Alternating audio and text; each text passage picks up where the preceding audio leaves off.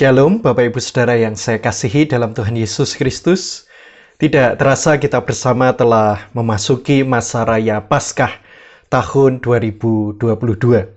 Dan oleh karenanya saat ini saya mengundang kita sekalian untuk kita mengawali masa Prapaskah ini dengan perenungan firman Tuhan yang saya dasari dari Matius pasalnya yang ke-6 ayatnya yang pertama hingga ke-6. Lalu dilanjutkan ayat 16 hingga ke-22. Bapak Ibu Saudara dipersilahkan untuk membacanya secara mandiri. Mari Saudara kita berdoa memohon bimbingan Roh Kudus. Bapa, terpujilah namamu, nama yang menjadikan kami berarti, nama yang memberi anugerah bagi kami. Kami sungguh bersuka cita, kami dapat mengenal dan berjumpa dengan pribadi seperti Engkau.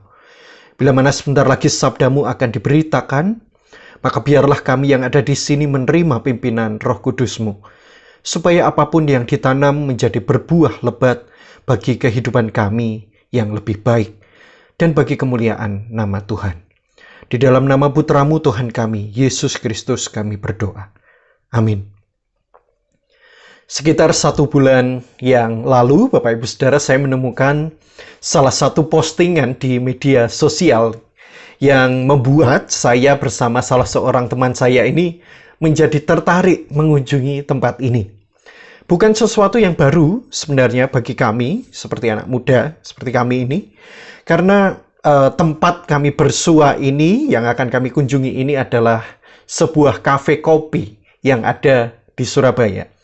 Bagi beberapa anak muda, asalkan tempatnya ini nyaman dan murah untuk menikmati kopi, enak untuk ngobrol, maka cukuplah bagi kami. Dan ternyata kami beruntung, karena selain kafe ini begitu sederhana, menunya juga khas dan disajikan dalam bahasa Sanskerta. Tidak hanya itu, saudara, yang membuat kami tertarik dan senang, kebetulan pada waktu itu ada diadakan pameran ya, tunggal seni rupa atau lukisan di kafe ini. Jadi sembari kami menikmati kopi yang khas, kami membaca latar belakang seniman itu dan juga pameran itu, dan kami pun melihat lukisan-lukisan abstrak yang rupa-rupanya diangkat dari realita kehidupan sang seniman itu. Kami serasa mengunjungi museum seni rupa dalam bentuk yang lebih sederhana, dan kami belajar di sana, terhibur juga karenanya. Saudara kasih Tuhan, percaya atau tidak, sebenarnya kita semua mendapatkan kesempatan yang sama dengan para seniman itu. Di era modern seperti sekarang ini, kita kerap kali menjadi seniman yang tak kentara, yang seringkali menyajikan atau mempertontonkan sesuatu kepada orang lain di sekitar kita. Kita yang bisa membuat lukisan atau patung, kita bisa membagikannya kepada orang lain sebagai sesuatu yang bernilai seni. Kita yang barangkali bisa memasak atau membuat kue, kita bisa mengajari orang lain bagaimana caranya, resepnya bagaimana, melalui sebuah video atau gambar. Kita yang punya keahlian mereparasi sesuatu, kita bisa bagikan ke orang lain. Atau mungkin kita yang sedang berjualan, kita bisa menawarkan ke orang lain melalui media sosial kita. Ada juga yang jiwanya sosialita. Ketika mereka bertemu dengan sahabat atau bahkan orang penting, mereka share atau bagikan ke Facebook atau Instagram. Intinya, saudara-saudara, ada berbagai motivasi dan tujuan mengapa seseorang ini membagikan sesuatu terkait kehidupannya. Bisa dalam rangka memberikan informasi yang berguna, mengajari orang lain misalnya. Atau mungkin malah yang sebaliknya. Justru mereka menggunakannya sebagai sarana atau ajang pameran. Bahwa saya bisa makan ini dan itu. Saya memiliki barang yang tidak semua orang yang dapat memiliki, gitu ya. Saya memiliki anak yang prestasinya atau keluarga kami yang prestasinya ini mentereng. Wah, ya. Atau kemesraan keluarga yang begitu harmonis, relasi dengan orang-orang tertentu misalnya, dan sebagainya. Memang tidak salah, saudara, kita memamerkan sesuatu. Ada pula yang bermotif baik. Namun kita perlu menyadari tidak semua hal itu dapat dipamerkan, saudara. Jangan sampai yang terjadi adalah kita bermaksud memberikan informasi, tetapi yang terjadi adalah bagi orang lain, kita dianggap sedang memamerkan diri kita atau kehebatan diri kita. Oleh karenanya kita perlu berhati-hati dan bijaksana. Itulah yang coba diingatkan oleh Yesus ketika ia sedang berkhotbah di hadapan orang banyak pada waktu itu. Dari sekian banyak hal yang bisa kita bagikan atau pamerkan kepada orang lain, kita perlu waspada. Sebab ada satu bagian dari kehidupan kita yang tidak boleh begitu saja dipamerkan kepada orang lain, yaitu adalah kesalehan kita dalam beragama. Kewajiban agamawi bukanlah barang pameran, saudara. Kesalehan bukanlah pertunjukan lahiriah, melainkan nilai diri yang bersifat batiniah. Kesalehan memanglah sebuah kewajiban bagi umat percaya, bagi kita. Namun perlu disadari saudara-saudara, hal ini harus didasari dengan prinsip yang terutama. Oleh karenanya Yesus mengingatkan di dalam Matius pasalnya yang ke-6 ayatnya yang pertama tadi, saudara. Ingatlah, janganlah kamu melakukan kewajiban agamamu di depan orang supaya dilihat mereka. Karena jika demikian, kamu tidak beroleh upah dari Bapamu yang di sorga. Rupa-rupanya pada waktu itu masih sangat lumrah bila seseorang memamerkan kewajiban agamanya di hadapan banyak orang. Supaya dengan demikian mereka dapat dikenal, dilihat, diketahui, bahkan dipuji kesalehannya. Sebenarnya dalam taraf tertentu, saudara, tidak ada yang salah dengan kewajiban agama. Bukankah kita para pemeluk agama menjalankan kewajiban agama? Sebab kalau tidak, bagaimana bisa kita dikatakan sebagai pemeluk agama yang taat? Kira-kira demikian. Jadi tidak ada salahnya, saudara. Yang dikritik oleh Yesus di sini bukan karena mereka melakukan kewajiban agamanya. Tetapi yang dikritik oleh Yesus di sini adalah soal pamernya. Supaya dilihat dan dipuji oleh orang lain. Kalau kita sekedar pamer kesalehan, maka itu tidak akan berangkat dari hati yang tulus atau hati yang murni, saudara. Itu pasti. Dan hal ini pun juga menjadi hal yang tidak berdampak apa-apa bagi yang melakukan, saudara. Dalam firman kita, Yesus menegaskan ada 3 kewajiban agama yang rawan pamer, yaitu memberi sedekah kepada orang yang membutuhkan, berdoa, dan bahkan berpuasa. 3 kewajiban inilah, saudara-saudara, yang sebenarnya dianggap sebagai sesuatu yang baik.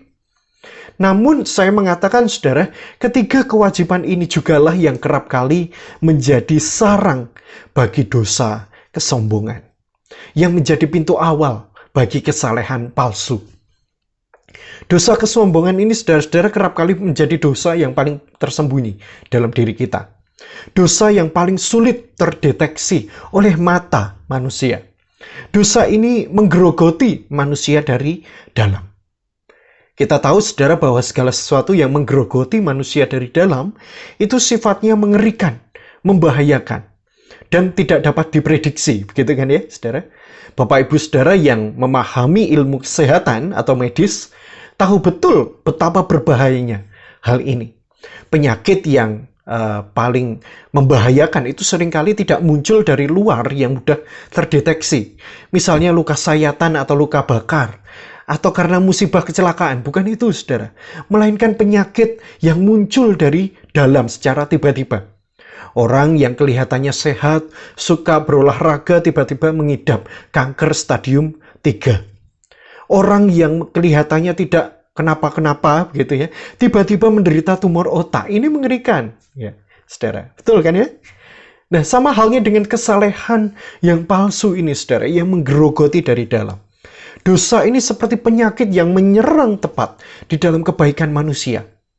Bahkan bila kita mau menilik diri kita, dosa kesombongan itu adalah satu-satunya dosa yang memerlukan kebaikan agar kita atau mereka itu bisa memiliki eksistensinya. Kesombongan itu membutuhkan kebaikan, saudara, supaya dia bisa keluar atau muncul atau tampil. Bapak Ibu saudara pernah sombong karena kejelekan atau keburukan diri? Oh, tentu tidak ya. Kesombongan itu selalu muncul dari keunggulan dan kebaikan diri kita, termasuk di dalam kesalehan kita. Ketika kita rajin berdoa, beribadah, dan ketika kita melakukan hal-hal yang baik. Bahkan kita sendiri bisa berdosa di dalam doa-doa kita. Disinilah Yesus menekankan pentingnya kesalehan yang bersifat senyap, saudara. 3 perilaku ibadah ini bagi Yesus haruslah tidak untuk dilihat oleh semua orang dan dilakukan dengan tersembunyi. Hanya dengan cara demikianlah perilaku ibadah kita menjadi berkenan bagi Tuhan. Kita akan mendapatkan upah yang sejati, yaitu kemurahan dan kasih Tuhan yang kekal selama hidup kita. Bukan upah yang fana, yaitu pujian dan pengakuan manusia. Saleh yang sejati itu selalu untuk Tuhan, saudara. Sedangkan saleh yang palsu itu selalu berbicara tentang diri sendiri. Saleh yang sejati itu selalu menjadi introspeksi yang membuat kita semakin rendah hati dan hancur hati.